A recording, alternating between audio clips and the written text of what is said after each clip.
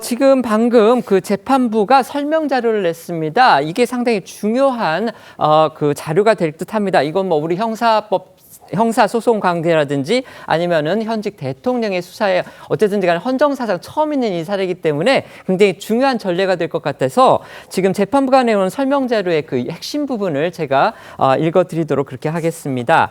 사건 개요는 뭐 말씀드린 대로 구속 취소 청구가 되는 겁니다. 결정 요지는 피고인의 구속을 취소함 이렇게 돼 있습니다. 그다음에 재판부가 설명하는 주요 쟁점이 몇 가지가 있는데요. 그중에 첫 번째는 이겁니다. 구속 기간이 만료된 상태에서 공소가 제기되었는지 여부 이 부분인데요. 법원은 판단 결과를 이렇게 설명했습니다. 위 구속 기간 그러니까 검찰이 그 제기하는 구속 기간이겠죠. 날이 아닌 실제 시간으로 계산하는 것이 타당함 이렇게 얘기를 했습니다. 그러면서 재판부는 그 이유로 헌법과 형사소송법이 정한 신체의 자유, 불구속 수사의 원칙 등에 비추어 볼 때 수사 관계 서류 등이 법원에 있었던 시간만큼만 구속 기간에 불산입하도록 해석하는 것이 타당하다. 그러니까 이 얘기는 결국은 그러니까 실질 심사, 실질 영장 실질 심사 이런 거 받은 기간도 다 포함돼야 된다고 검찰은 주장을 했는데 지금 법원은 그 주장을 받아들이지 않은 겁니다. 그다음에 재판부는요. 두 번째 쟁점을 이렇게 또 설명을 했습니다. 체포 적부심 심사를 위해서 수사관계 서류 등이 법원에 있었던 기간을 구속 기간에 불산입하여야 하는지 여부 이거를 얘기를 했습니다. 그런데 이것과 관련해서 법원은 구속 기간에 불산입하여야 한다고 보기 어렵다 이렇게 얘기했습니다. 이것 역시도 검찰의 주장을 기각한 걸로 받아들이지 않은 걸로 지금 그렇게 생각이 됩니다. 세 번째는요. 검사가 공소를 제기할 당시에 피고인의 구속 기간, 그러니까 피고인은 윤석열 대통령을 말하는 겁니다. 윤석열 대통령의 구속 기간이 만료되었느냐 이 여부에 대해서 이것과 관련해서 법원은 앞서 본 두 쟁점의 법리에 비춰본다면 피고인의 구속기간이 만료된 상태에서 그러니까 구속기간이 이미 끝난 상태에서 공소가 제기된 것으로 봐야 한다. 상당함. 그렇게 제기된 것으로 보는 것이 상당하다. 이렇게 얘기를 했습니다. 결국 검찰의 구속 기소가 법이 정한 구속기간이 만료된 뒤에 이루어졌기 때문에 이거는 위법하다. 이겁니다. 그다음에 법원은 또 이렇게 얘기를 했습니다. 그 밖의 사정에 의하여라도 구속 사유가 인정되는지 구속 취소 사유가 인정되는지 여부를 판단하겠다 이러면서 이렇게 얘기를 했습니다. 설령 위와 달리 구속기간이 만료되지 않은 상태에서 공소가 제기된 것이라 하더라도 그러니까 검찰이 적법하게 공소를 제기했다 이렇게 전제를 하더라도 구속 취소의 사유가 인정된다고 판단한다. 이 부분이 어떻게 보면 보다 더 핵심적인 내용이라고 볼 수도 있겠습니다. 그러니까 구속이 정당한 기간 내에 이루어졌다고 전제가 된다고 하더라도 또 다른 핵심적인 구속 취소 사유가 있다 이러면서 설명을 했는데요. 자, 첫째는 이겁니다. 공수처법상 공수처의 수사 범위에 내란죄는 포함되어 있지 않다. 이렇게 지금 피고인의 변호인들이 주장을 하고 있습니다. 죄송합니다. 그리고 그것과 관련해서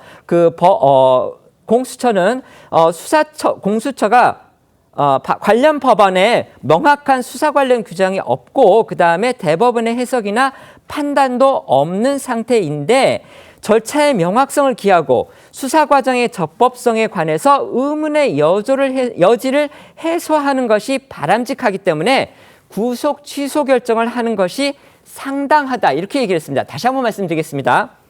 저희가 계속해서 전해드렸던 대로 윤석열 대통령 측 여당에서는요 공수처한테 윤석열 대통령의 내란 혐의를 수사할 권한 자체가 법적으로 아예 없다. 그렇기 때문에 공수처의 수사 자체가 적법하지 않다. 이렇게 주장을 했습니다.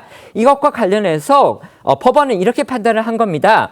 피고인의 변호인들이 그런 주장을 하고 있는 건데 그 주장을 하는 근거는 공수처법상 수사처의 수사 범위에 내란죄는 포함되어 있지 않다.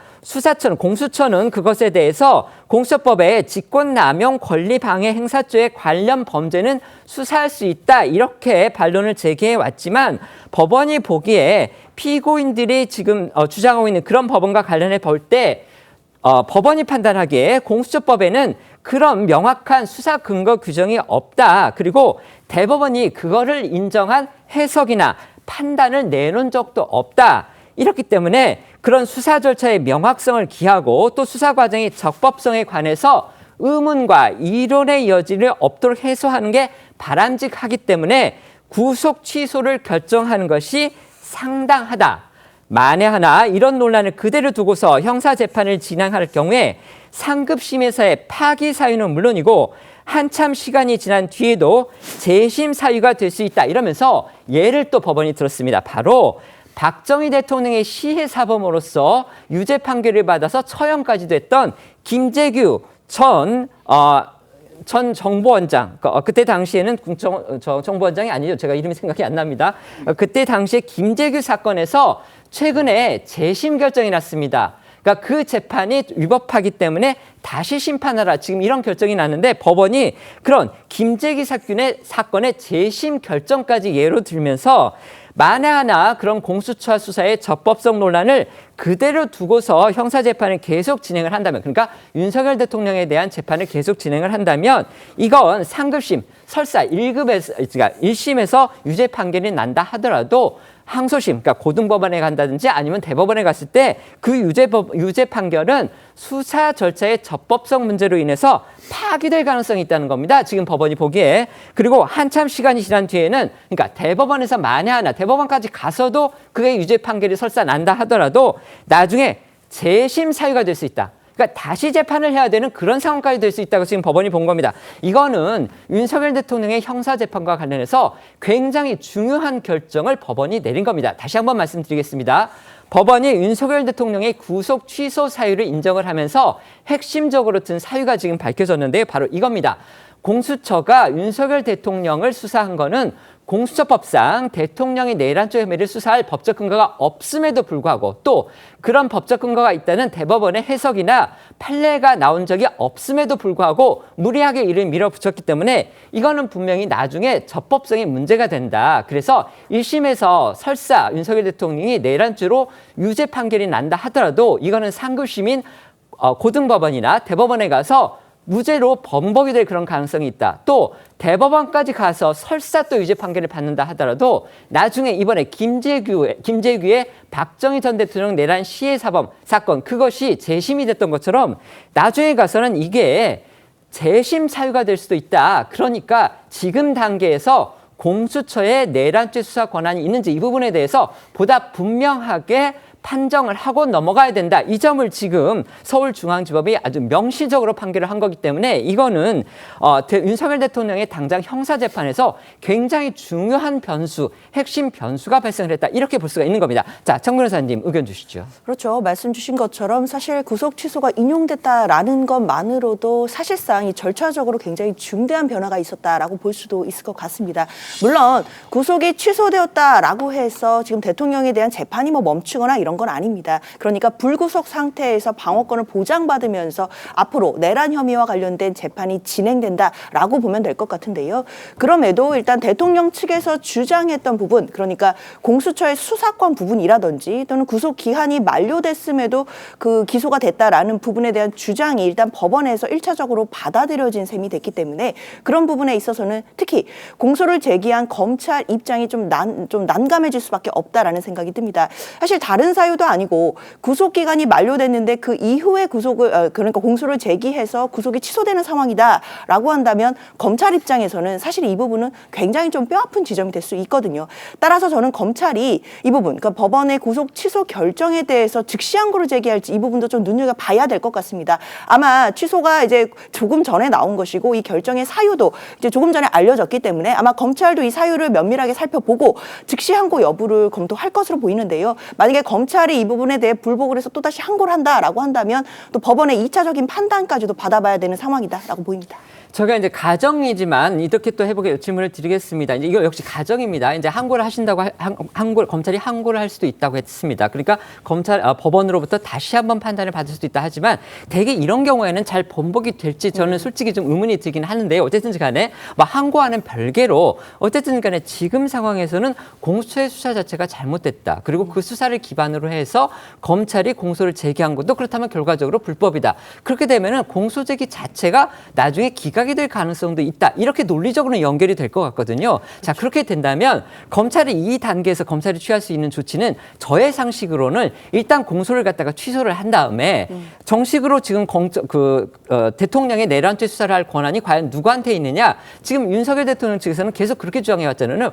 어쨌든 간에 경찰한테는 있는 것 같다. 그러니까 경찰 수사는 우리가 강화할 수 있다. 그러나 검찰과 공수처는 아니다. 이렇게 주장을 해왔잖아요. 그렇다면은 그 수사 자체를 지금부터 경찰이 다시 수사를 원점에서 시작을 해서 거기서 인정을 해서 다시 검찰로 수사 결과를 넘기고 검찰이 그것에 의해서 공소를 제기하는 이런 식의 일종의 수사가 다시 원점부터 경찰에서 다시 시작이 되는 이런 상황도 가정을 할 수가 있겠습니까? 어떻게 생각하십니까? 그렇죠. 저도 이 부분에 대해서는 가능성은 열려 있는 것 같습니다. 그 가능성이 얼마나 높은지는 좀 더 따져봐야겠지만 검찰 입장에서는 당연히 구속 기소를 했는데 특히 현직 대통령에 대해서 내란 우두머리 혐의로 구속 기소를 한 초유의 상황이거든요. 그런데 구속이 취소된 상황이기 때문에 검찰로서는 당연히 수사권에 대한 부분이라든지 그다음에 구속 기한을 계산하는 부분 이런 부분에 대해서 면밀하게 들여다볼 것으로 보입니다. 특히나 이 구속 기한에 대해서 날로 지금 보지 않고 일시 그러니까 이제 시간 단위로 이제 살펴보는 어떤 법원의 결정이 나오게 된 것이기 때문에 이 부분에 대해서는 검찰 입장에서는 뭐 대통령에 대한 사건 말고도 앞으로 일반적인 형사 사건에서의 구속 기한을 계산할 때도 이제 선례가 될 수밖에 없는 사례입니다. 따라서 관련된 좀 검토는 필요해 보인다라는 생각이 들고 특히나 이제 공수처의 수사권 또는 이제 검찰의 수사권에 대해서는 뭐 그동안 대통령 측에서는 계속 문제 제기가 있어 왔던 것은 분명합니다. 그러나 이번 법원의 중앙지법의 구속 취소 결정이 있기 전까지는 사실 뭐 서부지방법원이라든지 또는 체포적부심을 또 그 결정했던 중앙지법에서는 사실상 이 수사권에 대해서 어느 정도 인정하는 판결을 내렸던 부분도 있거든요. 그렇다면 법원의 최종적인 입장으로 아직은 보기는 어려울 것 같고 법원도 지금 재판부에 따라 공수처의 수사권이 있는지 없는지를 판단이 조금은 엇갈리는 거로 볼 수 있기 때문에 검찰 입장에서는 이 모든 가능성을 열어두고 앞으로의 수사 방향이라든지 아니면 그 공소 유지 여부 결정할 것으로 보입니다. 네.